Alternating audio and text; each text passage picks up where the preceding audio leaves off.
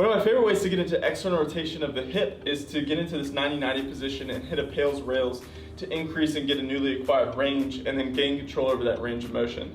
So the way I like to set up is get nice, tall, upright, face forward, drift that belly button over the thigh. So we're not going to dump that chest over. We don't want to get into a pigeon stretch necessarily, because we want to get a deep rooted stretch on the underside of that hip, and then we're going to drift forward, keep that chest nice and tall.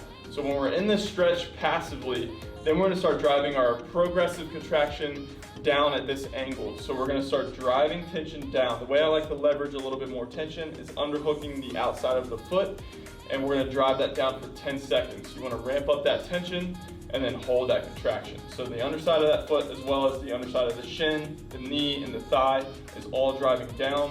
After 10 seconds, then you're going to relax, and then you're going to focus on the short tissue, the regressive side. So think of driving tension up, and I like to block the inside of that ankle. Think of driving that ankle up towards the ceiling. The knee, you don't want to come up off the ground. So think of pinning that knee down and using this tissue to start to pull that tension up into your hand.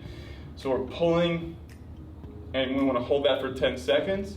And then after we do the set of PAILs and rails, then we will increase in passive stretch. So about 10 to 15 degrees more range of motion. And then again, we're not dumping the chest over, but we're keeping that chest tall and then transitioning that belly button a little bit more over that thigh. So we're staying tall. We found that new range. Now we want to gain control over it. So you start to drive tension into the ground, start to get control of that ground, and then let go of that tension and hover here for a second. Stay forward, stay tall, get control. Then relax that tension, and then we're going to go back into our set of PAILs and rails. Don't lose this range of motion, so stay in it. And then you're going to start driving tension down again for 10 seconds.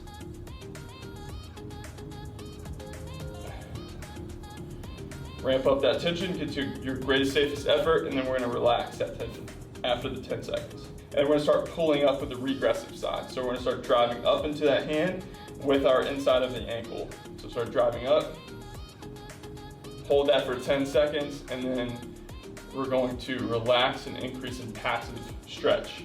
So you've increased more range, about 10 to 15 degrees more after that.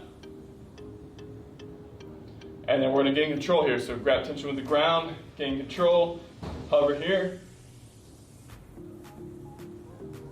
and then relax whenever you want to. Depends on how long you want to hold that.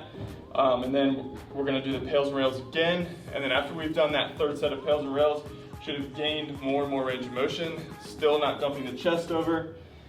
And then we want to take control over that here. So this is a perfect setup to gain more external rotation of the hip. So you can do this on the other side, so you can transition over, get onto this side.